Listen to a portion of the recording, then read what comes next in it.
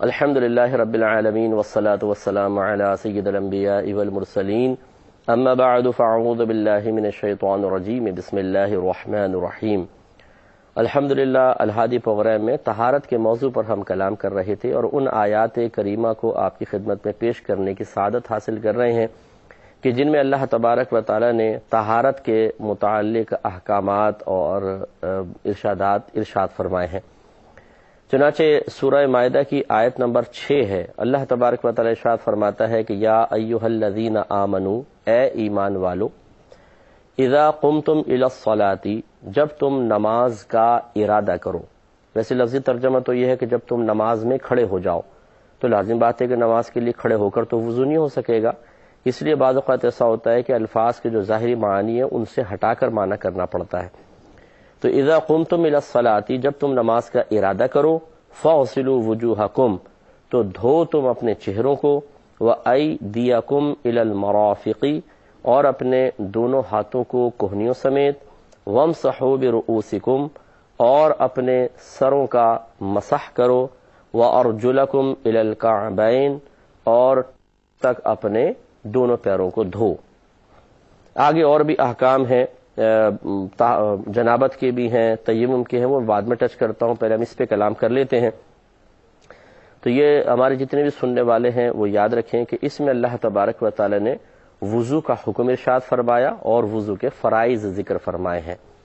وضو کا حکم یہاں تک ہے کہ یا ایھا الذین آمنوا اذا قمتم الی الصلاۃ فاغسلوا وجوہکم وایدیکم الی المرافق وامسحوا برؤوسکم وارجلکم الی الکعبین، یعنی یہ اسی میں فرض بھی داخل ہو گئے، بیان ہو گیا اور حکم بھی آ گیا کہ جب تم نماز کا ارادہ کرو، اس کا مطلب یہ ہے کہ وضو کے بغیر نماز نہیں ہو سکے گی، کیونکہ اللہ تعالیٰ نے حکم دے دیا، تو لہٰذا بے وضو کوئی نماز نہیں پڑھ سکتا ہے۔ ویسے تو شرعی احکام کے مکلف، یعنی شرعی احکام کے مخاطب کہیں، بلکہ کہ شرعی احکام کے مخاطب مکلفین ہوتے ہیں۔ مکلفین یہ مکلف کی جمع ہے، اور مکلف کہتے ہیں عاقل بالغ مسلمان کو۔ بہت سے شرعی احکام کے کفار بھی مکلف ہو سکتے ہیں، لیکن ہمارا فوکس ابھی مسلمان ہے، تو عاقل اور بالغ مسلمان ان شرعی احکام کا مکلف ہوتا ہے، یعنی مخاطب ہوتا ہے۔ گویا کہ نابالغ کو یہ خطاب شامل نہیں ہوگا، لیکن ہمارے فقہا نے ارشاد فرمایا کہ چھوٹا بچہ جو اب ذی شعور ہو چکا ہے، مطلب 6-7ویں سال میں آ چکا ہے، تو اسے بھی وضو کا اہتمام کروانا چاہیے۔ شروع سے بھی آپ کروا سکتے ہیں، 4تھے سال میں، 5ویں سال میں، لیکن 6-7ویں سال میں آ کے ذرا بچہ شرعی لحاظ سے اس کو ذی شعور قرار دیا گیا ہے۔ اس لیے کہتے ہیں کہ نابالغ عاقل اور نابالغ غیر عاقل کہا جاتا ہے۔ تو نابالغ عاقل ہے ہی وہ کہ جو 7ویں سال تک پہنچ جائے کہ وہ صاحب عقل ہو جاتا ہے۔ صاحب عقل کا مطلب اس کے اب دماغ میں ایک ایسا نور پیدا کر دیا جاتا ہے جو صحیح غلط، اچھائی برائی میں تمیز کر سکتا ہے۔ تو لہٰذا ویسے یہ ضرور ہے کہ اگر نابالغ بچے ہوں تو ان پہ وضو کرنا فرض نہیں ہے۔ اس حکم کے مخاطبین صرف بالغ لوگ ہیں اور جو صاحب عقل ہوں، یعنی پاگل مجنون نہ ہوں۔ تو لہٰذا پہلی بات تو یہ کہ ہمیں حکم دے دیا گیا کہ نماز اس کے بغیر نہیں ہوگی، جب تم ارادہ کرو تو یہ کرو۔ تو اس کا مطلب یہ ہوا کہ اب ہم بغیر وضو کے اگر کھڑے ہو جاتے ہیں تو یہ غلط ہے۔ لہٰذا فقہا نے ارشاد فرمایا اگر کسی کا وضو نہیں ہے، وہ جانتا ہے کہ وضو نہیں ہے، اور جان بوجھ کر یہ سوچ کے کہ کوئی ضروری نہیں ہے وضو کرنا، وہ معذاللہ نماز کو شروع کر دیتا ہے، تو یہ ایک شرعی حکم کو بہت ہی معمولی اور حقیر سمجھا گیا ہے، جس کی وجہ سے حکم شرع یہ ہوگا کہ ہم کہیں گے کہ آپ دوبارہ تجدید ایمان کریں، تجدید نکاح کریں۔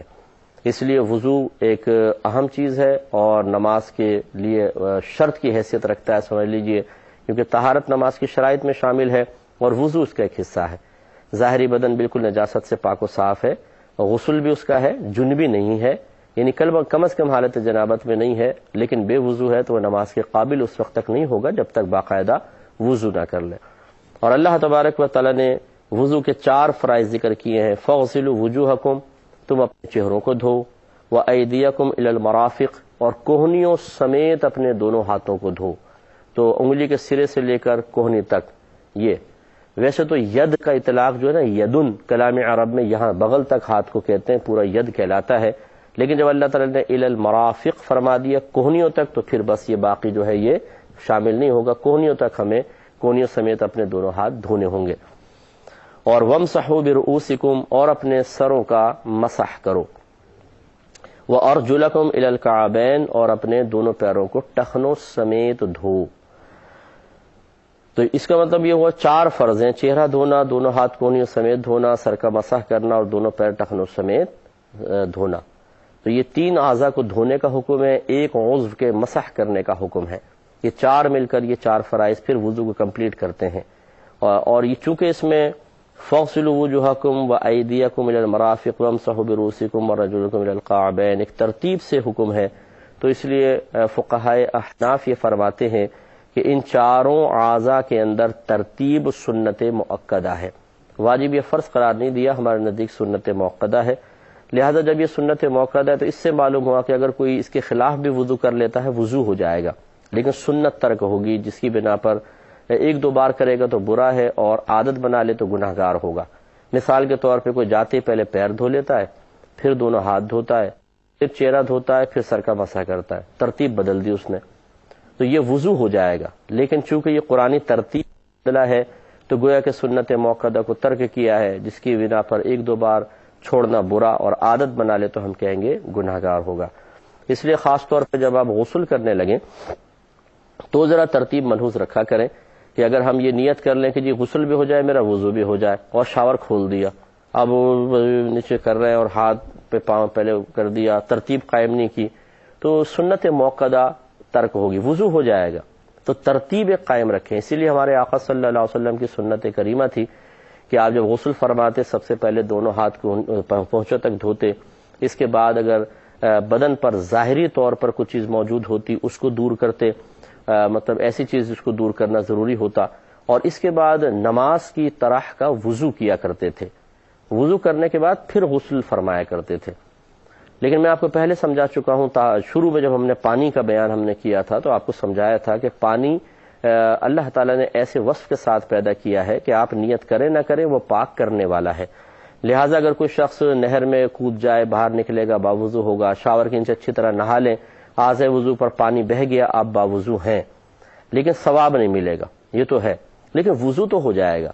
تو اسی لیے بس بات یہی ہے کہ ترتیب کو ملحوظ رکھے کریں تو یہ سنت بھی ادا ہو جائے گی، ثواب بھی ملے گا۔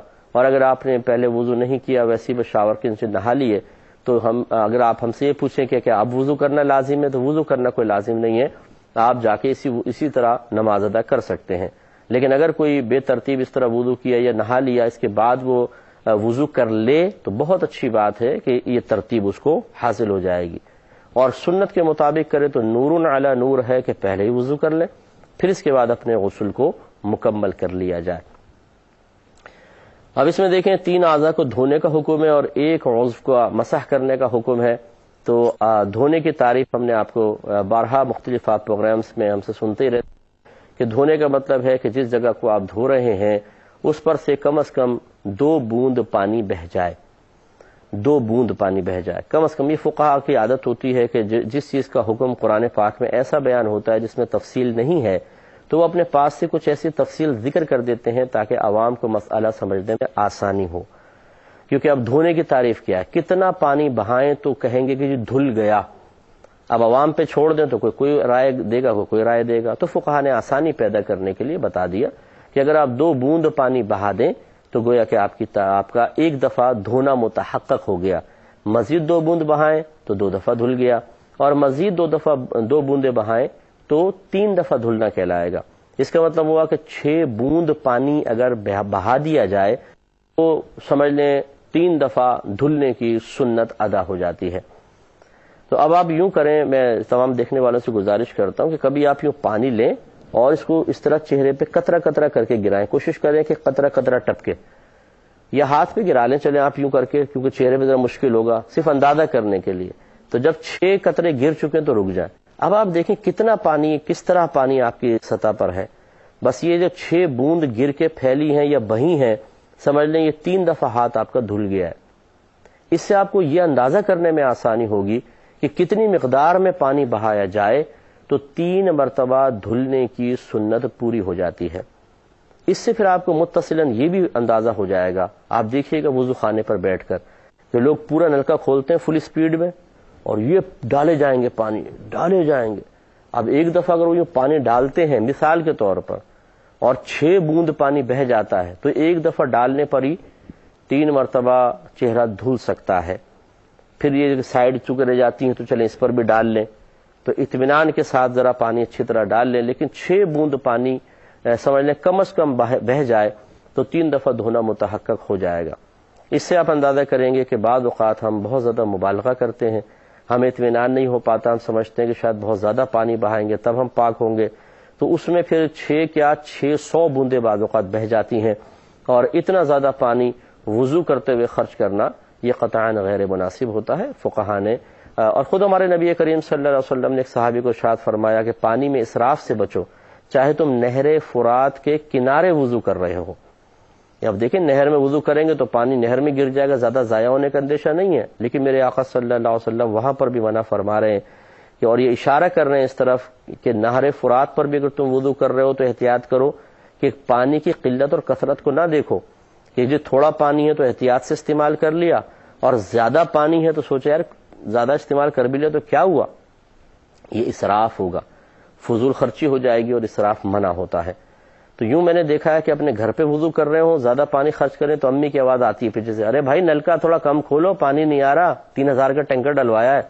تو اچھا جی, لیکن جب مسجد پہنچتے ہیں وہاں چونکہ فری کا پانی ہوتا ہے, کوئی روکنے والا نہیں ہے, وہاں کھولتے ہیں نلکا, یوں کھولا, اب نلکا بہہ رہا ہے, آرام سے اپنی آستینے اوپر چڑھا رہے ہیں. بھائی جان آپ اس کو پہلے بند کر لیں, آستینے چڑھا لیں, سب تیاری کر لیں, اس کے بعد آپ ایک مناسب مقدار میں نلکا کھولیے. اسی طرح آپ دیکھیے گا کہ جب مسح کرنے پہ آتے ہیں پرانے نمازیوں کو دیکھا نلکا فل کھلا ہوا ہے, آرام سے لے کر پورا آہستہ آہستہ مسح کر رہے ہیں, پانی بہہ رہا ہے, کوئی پرواہ نہیں ہے کہ اللہ کی بارگاہ میں اس کے ایک ایک قطرے کا حساب دینا ہوگا. تو یہ ایسے جو لوگ ہوتے ہیں جو بیچارے مسائل خود نہیں سیکھتے, اپنی عقل سے سارے کام کر رہے ہوتے ہیں, انہیں سمجھائیں تو لڑنا جھگڑنا شروع ہو جاتے ہیں. یہ ہمارے جو بالکل نئے بچے جو مسجدوں میں آتے ہیں ان کے لیے ایک غلط رول ماڈل کی حیثیت رکھتے ہیں کہ بچے انہیں دیکھ دیکھ کر یہ چیزیں سیکھ لیتے ہیں کہ اس طرح پانی ضائع کرنے میں کوئی مسئلہ نہیں, وہ ان سے زیادہ ضائع کرتے ہیں. تو یہ جو جتنے آپ سننے والے ہیں, ہماری گزارش ہے جیسے اب آپ گھر پہ وضو کر رہے ہیں, بہت سے لوگ بیسن پہ وضو کرتے ہیں, مناسب مقدار میں نلکا کھولیں, بہت تیز نہیں, کیونکہ اگر آپ تیز کھول کے ایک دم یوں ہاتھ نیچے کریں گے ایک دم بھرے گا اور ایک دم چھلکے گا بہت زیادہ, بلکہ پورا آتا بھی نہیں, تیزی سے جب پانی گرتا ہے تو اڑتا رہتا ہے. تو مناسب مقدار میں کھول کر پھر آپ آرام سے اپنے پورے چہرے پر, یہ سر کے بال جہاں سے جمتے ہیں یہاں سے تھوڑے کے نیچے تک, اور ایک کان کے لو سے دوسرے کان کے لو تک چہرہ ہے, اس کے ہر حصے پہ آپ جب یہ مطمئن ہو جائیں یہ کم از کم 6 بوند پانی تو بہہ گیا ہوگا ہر حصے پر, تو سمجھ لیں آپ کا 3 مرتبہ چہرہ دھل گیا. اسی طرح ہاتھ ہیں دونوں, پھر سر کا مسح تو پیچھے تک لے جائیں, بس مسح کی کیونکہ تعریف ہوتی ہے تری کا پہنچانا, دھونے کی تعریف ہے پانی کا بہانا, اور مسح کی تعریف ہے گیلے پن کو پہنچا دینا. تو آپ نے ہاتھ گیلے کیے, بس یہ پیچھے لے گئے تو تری سر پہ لگ گئی, ہو گیا مسح. تو اسی طرح پاؤں دھونے کے اندر پھر کیونکہ وہ دھونا ہے, 6 بوند اگر بہہ گئی ہیں تو کافی ہیں. اگر آپ وضو کر کے ذرا تھوڑا سا دیکھیں گے, غور کریں گے تو خود آپ بھی شاید ہی محسوس کریں کہ آپ بہت زیادہ پانی خرچ کیا کرتے تھے. اس میں احتیاط کریں. وضو خانے پہ جا کر دیکھیں, کاش میں بار بار یہ کہتا ہوں, بہت سے لوگ شاید اس کو برا محسوس کرتے ہوں, ہمارے مسجد کے ائمہ حضرات اگر اس پہ توجہ کریں, جمعے کے بیانات بہت سے موضوعات پر ہوتے ہیں, اگر ان بیانات کے آخر میں کاش اگر کوئی کمیٹی والے سن رہے ہوں وہ اس کو رائج کر لیں, کچھ علماء سن رہے ہوں, ائمہ سن رہے ہوں, اگر نہیں کرتے, ہمیں چھوٹا سمجھ کے, ہم کوئی بڑے نہیں کہتے کہ ہمیں بڑا سمجھ کے کریں, آپ ہمیں چھوٹا سمجھ کے ہماری ریکویسٹ قبول کر لیں. اگر آپ عوام میں سے تعلق رکھتے ہیں لیکن آپ کی رسائی ہے کمیٹیوں تک, ائمہ تک, اور وہ آپ کی بات مان سکتے ہوں, ان سے گزارش کر لیں کہ جمعے میں لاسٹ کے 5 منٹس یا 6 منٹ یا 10 منٹس جو ہیں وہ صرف مسئلے بیان کرنے کے لیے مختص کر دیں. آپ پیچھے چاہے 1 گھنٹہ تقریر کریں, لیکن جو لاسٹ میں جو پبلک آتی ہے وہ بڑی بہت زیادہ پبلک ہو جاتی ہے, مسجد بھر جاتی ہے, اس وقت کچھ ایسے شرعی احکام ذکر کرنا انتہائی ضروری ہوتے ہیں. لیکن جو یہ بیچ میں موقع ملتا ہے کہ سنت ادا کرنے کے بعد ممبر پر بیٹھ کر اذان ثانی سے پہلے 5 سے 7 منٹ ملتے ہیں نپے تلے الفاظ میں, اور بہت ہی محتاط طریقے سے جو ایسے مسائل جن کی عوام کو بہت زیادہ ضرورت ہے وہ بیان کیے جائیں. بعض جگہ جمعے تک کے احکام لوگوں کو نہیں پتہ ہوتے کہ کیسے آگے آنا ہے, خطبے میں کیسے بیٹھنا ہے, خطبے کے آداب کیا ہیں. یہ عموماً لوگوں کو پتہ نہیں ہوتا. بچوں کو مسجد میں لے آتے ہیں، بڑے آگے نماز پڑھ رہے ہوتے ہیں، پیچھے بچوں نے غل غپاڑا مچایا ہوتا ہے، سبزی منڈی بنا دیا ہوتا ہے، کیونکہ بہنیں ویسے بچوں سے پریشان ہوتی ہیں، شوہر جا رہا ہوتا ہے، بولتی ہیں اس مصیبت کو بھی لے جاؤ، ہماری جان چھوٹے تھوڑی دیر کے لیے. یعنی وہاں نمازیوں کی جان عذاب میں آ جائے، پوری مسجد میں دنگا فساد ہو، وہ کوئی بات نہیں، انہیں سکون مل جائے. اور کام کر کے انہیں کرنا کیا ہے؟ ٹی وی کھول کے ڈرامہ دیکھنا ہے. بعض ایسی ہوں گی، ہر ایک ایسی نہیں ہوتی ہے، لیکن بہرحال لیکن یہ نہیں سوچتے کہ اب کیا ایسے بچوں کو مسجد میں لے جانا شرعاً جائز ہے کہ نہیں. اس کے بھی احکام ہیں. میرے آقا صلی اللہ علیہ وسلم نے ارشاد فرمایا مسجد کو پاگلوں بچوں اور بلند آوازوں سے بچاؤ. تو کون سے بچوں سے بچانے کا حکم ہے؟ اس میں بھی ایک شرعی تعلیم ہے. میرا موضوع نہیں ہے اس لیے میں بھی فی الحال ذکر نہیں کر رہا ہوں. تو میں گزارش یہ کرتا ہوں کہ اگر یہ اس طرح کے احکام بیان کریں تو آہستہ آہستہ لوگوں کے اندر شعور کی بیداری ہوگی، لوگ مسائل سیکھیں گے اور گناہوں سے بچیں گے. اور جیسے مسجد کا اب یہ کتنا پانی ضائع ہوتا ہے، اتنا پانی لوگ ضائع کرتے ہیں میں آپ کو بتا نہیں سکتا ہوں. خصوصاً جمعے کے اندر آپ نے ہماری یہ بات سن لی، اب جا کر آپ چیک کریں، بہت پانی ضائع ہوتا ہے. تو یہ پیار محبت سے امام حضرات کہیں گے تو ذرا زیادہ اثر ہوگا. آپ جو سننے والے ہیں، آپ مسجد میں گئے، آپ کسی کو سمجھائیں، وہ آپ سے لڑنا جھگڑنا شروع کر دیں گے. ارے بھائی کوئی نئے مولوی آ گئے ہو، بچپن سے وضو کرتے چلے آ رہے، ہمیں سمجھا رہے ہو. ارے جی اگر ایک بچپن سے چوری کرتا ہوا آ رہا ہے اور آپ اسے کہیں چوری مت کرو، بولے مجھے سمجھا رہے ہو، میں چوری کرتا آ رہا ہوں بچپن سے، تو اس کے اندر چوری جائز تو نہیں ہو جائے گی بھائی. لیکن بہرحال تو اس لیے کوشش یہ ہونی چاہیے ہم خود بھی اس پہ عمل کریں، دوسروں کو بھی ترغیب دیں. اللہ تعالیٰ مجھے اور آپ دونوں کو عمل پیرا ہونے کے توفیق عطا فرمائے. آمین. وآخر دعوانا ان الحمد للہ.